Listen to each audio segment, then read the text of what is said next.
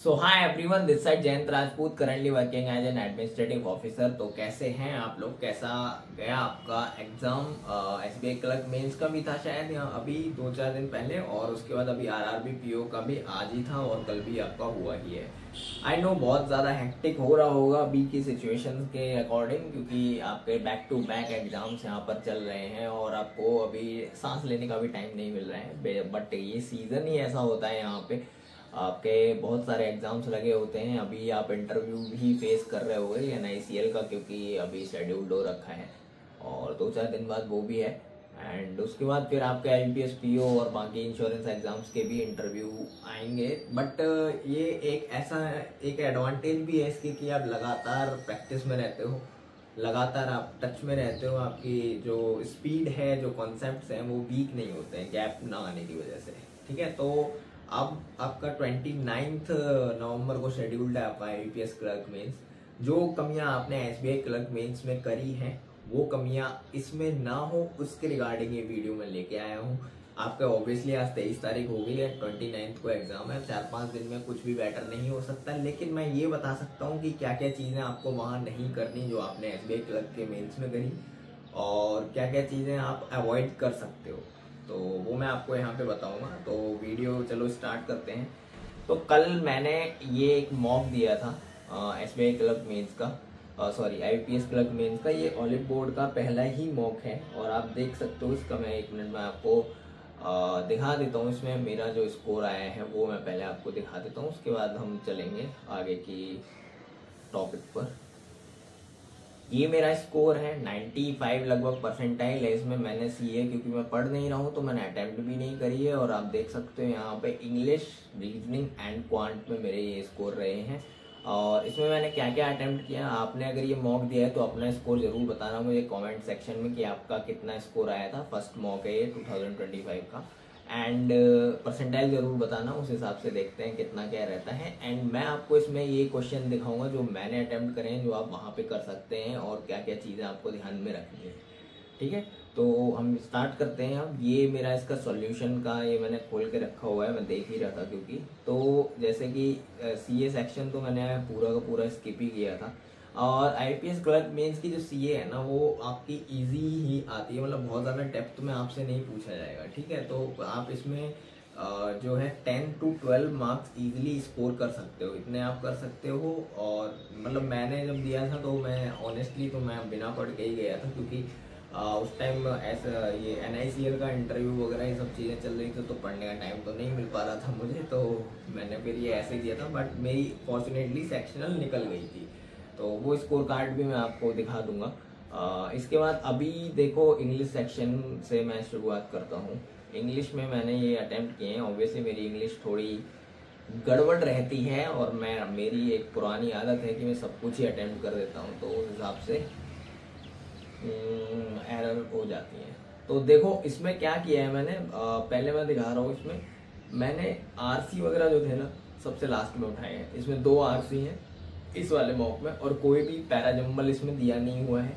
आपके ये देख सकते हो, ये तो वो सेंटेंस में वर्ड अरेंजमेंट के दिए हुए हैं क्वेश्चंस, वो वाले हैं, ये इजी थे तो हो गए। उसके बाद इन्होंने एक क्लोज टेस्ट टाइप आया है, जिसको आपको ऑब्वियसली पढ़ के ही आपको पता लगेगा कि क्या इसमें हुआ है, क्या इसमें आपको ध्यान में रखना है। जैसे मैंने ये गलत कर दिया यहाँ पे, ऑब्वियसली मुझे मतलब समझ नहीं आया होगा या फिर सेंटेंस समझ नहीं आया होगा, ये तो आपकी अंडरस्टैंडिंग के ऊपर है, आप कैसे इसको अंडरस्टैंड करते हैं।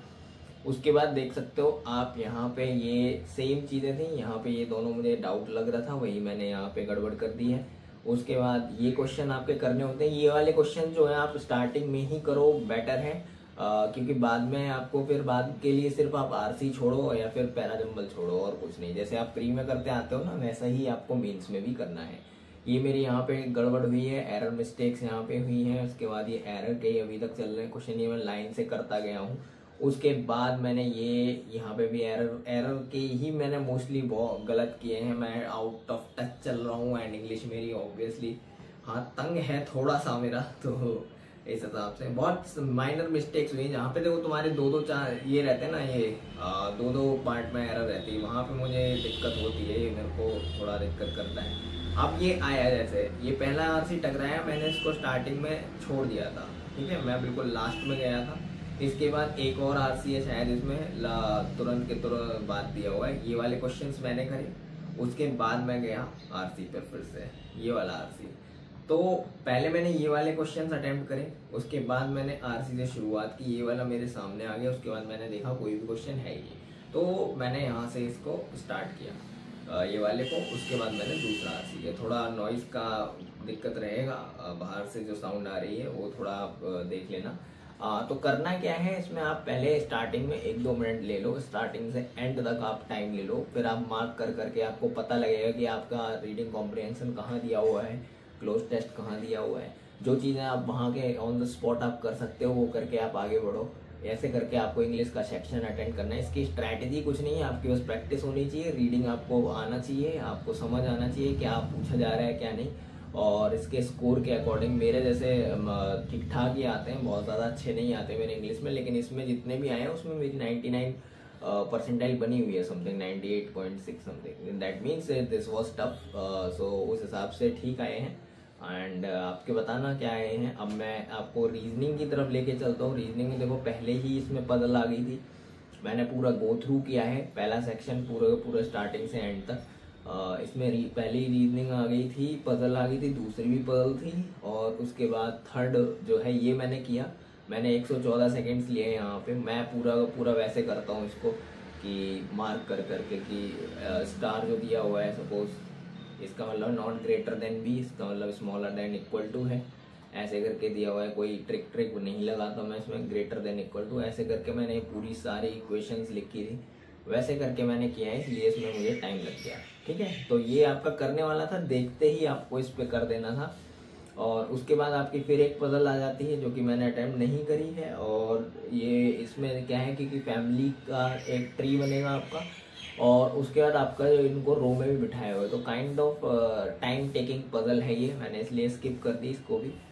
उसके बाद मैं गया 18 क्वेश्चन, ये इजी क्वेश्चन है, ये आप करने लायक है, तुरंत के तुरंत आप जैसे ही आप टकराओगे इसमें, मिसलेनियस में बेसिकली ये काउंट होते हैं, तो इस पे जब आप टकराओगे तो ये भी आप कर सकते हो तुरंत के तुरंत। फिर इसमें ये क्वेश्चन था, लेकिन मैंने देखा कि एक ही पार्ट दिया हुआ है, और ये अगर 2-3 दिए होते तो मैं इसको डेफिनेटली अच्छी अटेम्प्ट करता। ठीक है, एक मिनट, हाँ डेफिनेटली इसको मैं अटेम्प्ट करता, लेकिन मैंने नहीं किया क्योंकि एक ही पार्ट इसमें दिया हुआ था।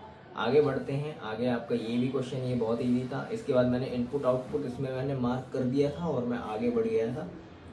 बाद में आके मैंने ये अटेम्प्ट किया है, ये भी इजी था, ये भी बहुत इजी पजल थी, बट मैंने इसमें टाइम ले दिया। देखो 5-6 मिनट मैंने लिए हैं, पता नहीं क्यों बन नहीं रही थी मुझसे, तो ये हुआ। फिर उसके बाद मैंने देखा यहाँ पे एक आपके क्रिटिकल रीजनिंग के क्वेश्चन है, सारे मैंने स्किप मार्क और रिव्यू करता गया। ये आपका ये वाला बहुत स्कोरिंग होता है, ऐसे टाइप की आप चीज़ें ना छोड़ें तो बहुत बढ़िया रहेगा, क्योंकि ये आपके आसानी से नंबर दे जाते हैं, टाइम भी नहीं लगता है। ऐसे करके भी मैट्रिक्स जो दी होती हैं, फिर सडनली इस मैट्रिक्स कोड इसमें दिया होता है, ऐसे करके जो होती हैं वो वाले आपके स्कोरिंग होते हैं, उनको आपको नहीं छोड़ना है। ठीक है, और इसके बाद यहाँ पे ये वाला क्वेश्चन मैंने तुरंत के तुरंत किया था, और ये सारे सही भी हैं, बन भी देखो कितने कम टाइम में गए, 19 सेकेंड 64 सेकेंड। और इसके बाद ये वाला तो आपका होता ही है। फिर इसके बाद मैंने शुरुआत करी थी इस वाली पजल से, एंड इसने बहुत ज़्यादा टाइम ले लिया मेरा, क्योंकि कहीं ना कहीं कंडीशन जो होती हैं वो आपकी टकरा जाती हैं, ऐसी कि आपका हिसाब किताब नहीं बैठ रहा होता है। इसमें जो अरेंजमेंट थी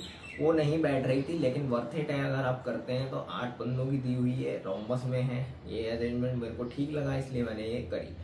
आगे बढ़ा मैंने देखा ये वाली पजल, अब इसको आपको नहीं टच करना है, एग्जाम में भी नहीं टच करना है, आएगी नहीं वैसे तो, अगर आ भी जाती तो भी आपको टच नहीं करना। क्यों, देखो 25 स्टेयर केस के हैं, 25 बंदे, मतलब समझ रहे हो। उसमें उन्होंने वॉवल का बता दिया कि कैसे कहाँ बैठा है 11 से 17, उसके बाद यहाँ पे सारी चीज़ें दी हुई हैं। फिर उनको इन्होंने डाइस भी साइमल्टेनियसली थ्रो की, उस डाइस का भी फिर कंडीशन दी हुई है दुनिया भर की, है ना। तो बहुत ज़्यादा टाइम टेकिंग है, आपके वर्थ इट नहीं है, तो मैंने ये देखते ही मैंने एकदम से स्किप कर दी, मैं इसको करा ही नहीं। फिर ये आया यहाँ पे एक और पजल है, जो कि मैंने आपको बताया कि फैमिली ट्री और रो दोनों ही बनते हैं, इसमें 1000 रिलेशन बनते हैं। मैंने IPS PO मेंस में करी थी, फॉर्चुनेटली वो बन गई थी और मेरे अच्छे मार्क्स आ गए थे। लेकिन नेक्स्ट ईयर जब वही सेम चीज़ कॉन्फिडेंस के साथ मैंने दोबारा उठाई, तो वो बनने के ऊपर होता है मेरी, उस टाइम पे वो नहीं बनी, तो मार्क्स मेरे नहीं बने। तो और टाइम भी चला गया, टाइम किल होता है, वो बहुत दुख करता है। तो इस वजह से मैंने ये अटेम्प्ट नहीं करी। अगर आप कर सकते हो, चांस ले सकते हो, एनालिसिस के टाइम पे आप इसको जरूर करके देखो, बन जा रही है तो वेल एंड गुड है, ठीक है। उसके बाद मैंने ये वाली जो इनपुट आउटपुट है, ये बहुत इजी था। इनपुट आउटपुट पे आपको टाइम देना ही देना है, चाहे कैसा भी लगे आपको। हार्ड लग रहा है 3 मिनट दो, 2 मिनट दो, आप आगे बढ़ जाओ। क्रैक नहीं हो रहा है, बाद में आके ट्राई करना, बट ये स्कोरिंग होता है, इसको स्किप नहीं करना है, ठीक है। इसके बाद आपके आता है ये वाली पजल, ये मैंने बोला इजी थी। ऐसे ही आपके वहाँ पे एग्जाम में भी दो पजल ऐसी होंगी जो आपको बहुत इजी टकराएंगी, उनको आपको स्किप नहीं करना है। फिर आपके मिसलेनियस और इनपुट आउटपुट, यहीं से आप 20 से 25 मार्क्स आराम से निकाल सकते हो, और इतना मोर देन इनफ है IBPS क्लर्क मेंस के लिए। ये आपके कॉज एंड इफेक्ट वाले जो होते हैं क्वेश्चन, कोर्स ऑफ एक्शन वाले, ये आप अटेम्प्ट कर सकते हो, इनमें आपकी एक्यूरेसी बन सकती है। लेकिन बाकी चीज़ें जो हैं, जैसे स्टेटमेंट बेस्ड हो गए या फिर आपके इन्फ्रेंस बेस्ड हो गए, इनमें एक्यूरेसी उतनी नहीं आती है, तो इनको आप अवॉइड करें, ठीक है। फिर आते हैं यहाँ पे क्वांट्स के सेक्शन के ऊपर। क्वांट्स में देखो, इसमें इस वाले में आई फेल्ट की DI थोड़ी हार्ड थी, ठीक है। अब ये DI है, इसको मैंने मार्क करा, मैं आगे बढ़ गया। फिर देखा दूसरी DI है, फिर मैंने इसको भी मार्क किया। ये वाली मैंने गलत बना दी है, क्योंकि ये जो था, ये डेटा मैंने यहाँ पे जो लाइन्स है ना, ये गड़बड़ कर ली थी, ये गलत पढ़ ली थी, कॉन्सेप्ट सही था। तो ये वाली DI हुई। फिर तीसरी फिर से DI आई, मैंने ये भी स्किप करी यहाँ पे। फिर अर्थमेटिक चालू हो गई, मैं चलता गया स्किप करता, यहाँ से मैंने करना चालू किया। एंड रॉन्ग नंबर्स इजी थी इसकी, तो मैंने वो अटेम्प्ट कर दी वहीं के वहीं पे। फिर इसके बाद क्वाड्रेटिक आई है, ये वाली आपकी अर्थमेटिक सिचुएशन पे इसका कितने, और ये फिर आपका ये वाला तो मैंने स्किप ही कर दिया था। फिर यहाँ पे अप्रोक्सीमेशन है। तो सबसे पहले मैंने यही सब अटेम्प्ट किए। उसके बाद मैं DI पे गया हूँ। DI पे जाने के बाद मैंने देखा, मुझे नहीं पता चल रहा था इसमें कि कौन सा 1 मार्क का क्वेश्चन है, कौन सा 2 मार्क का क्वेश्चन है। और जस्ट डूइंग माई पार्ट।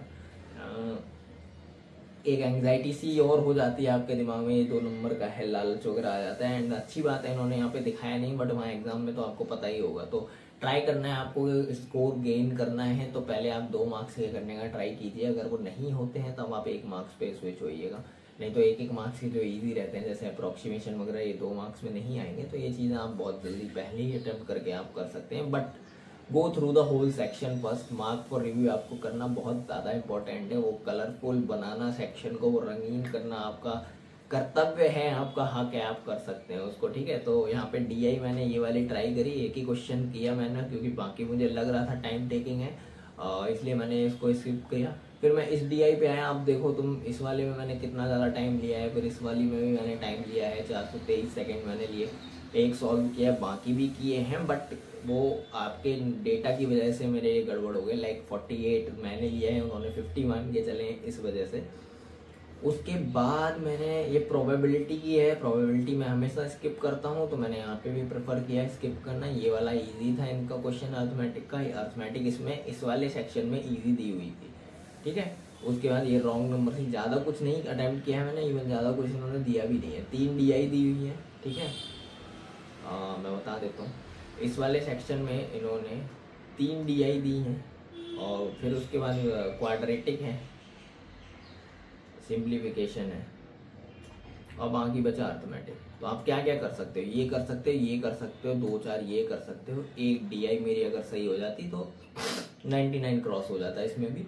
तो ये वाले एक DI, बस इतना ही आपको 20 to 25 मार्क्स आपको फैच करा देगी। अब आप हिसाब लगाओ, मैं जो बता रहा हूँ आपको उस हिसाब से आप देखो। सपोज इंग्लिश में आप 25 के अराउंड स्कोर कर लेते हो, रीजनिंग में आप 25 के अराउंड स्कोर कर लेते हो, क्वांट में आप 25 के अराउंड स्कोर कर लेते हो, it becomes 75। And 10 to 15 even 20 marks तक आप लेके आ सकते हो CA में। ये आपका 85 प्लस चला जाएगा, and that's it, you are selected. इतना ही आपको करना है, बस कुछ चीज़ें आपको ध्यान में रखनी है। गो थ्रू करो पूरे सेक्शन। अब मैं वहाँ पे पजल में टकराया हूँ, आपको मैंने दिखाया, इतना टाइम मैंने लिया, लेकिन मैंने पैनिक नहीं किया, मैं उसको भी करता रहा। जब नहीं बनी स्किप कर दिया, नहीं हुआ तो दोबारा मैंने ट्राई करा, दोबारा मैंने वापस आया मैं, उसके बाद मैंने उसको ट्राई किया। तो ये सारी चीज़ें, अब जब कहीं कुछ नहीं बन रहा होता तब आप देख सकते हो कि क्या इसमें और है जो आप अटेम्प्ट कर सकते हो। अब मैं अगर पजल में जो मेरी बन गई वो नहीं बनती, तो ऑब्वियसली मैं ये जो क्वेश्चन है ना, कोर्स ऑफ एक्शन एंड ये स्टेटमेंट एंड इफेक्ट, ये वाले क्वेश्चन ट्राई करता फिर मैं, क्योंकि ये बन जाएंगे, आसानी से बन जाएंगे, थोड़ा टाइम लगेगा थोड़ा समझने में, बट ये बन जाएंगे। ये वाला क्वेश्चन है, कभी स्किप नहीं करना है आपको। तो यही सारी चीज़ें आपको ध्यान में रखनी है और कुछ नहीं करना है। पैनिक मत कीजिए आप एग्ज़ाम में, आपका एंड तक आपकी लड़ाई रहती है, वही आपका मेन है। और इसको मैंने ऐसे ही अटेम्प्ट किया है, आप देख सकते हो इसमें मेरे 68 पॉइंट ये 10-12 स्कोर अगर इसमें आ जाते सीए में, दैन ये हो जाता 98-99 परसेंटाइल। देखो क्वांट में मेरा कितना गलत हुआ है, 3 गलत वही डी आई हुई है, रीजनिंग में 1 ही गलत है, इंग्लिश का तो मैंने बताया ही आपको। स्टिल 98.7 है।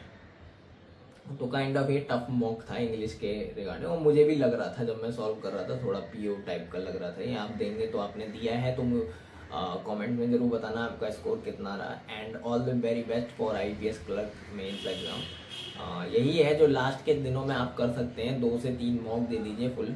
एंड सीए आप रिवाइज करते रहिए, उसको अवॉइड नहीं करना है। 2 से 3 मॉक अभी भी आप फुल दे सकते हैं, और इसमें ज़्यादा एनालिसिस में भी टाइम नहीं लगता है, ठीक है। आप बस सीए के जो है मैराथन देखिए रिवीजन के लिए। नया कुछ भी पढ़ने की ज़रूरत नहीं है, न्यू अब अवॉइड करने का टाइम है। एसबीआई क्लर्क मेंस में जो किया वो किया, सीए आपकी वही सेम रही होगी, सही वही रहने वाली है। तो बस आप रिवाइज करने पे ज़्यादा ध्यान दीजिए। Thank you so much.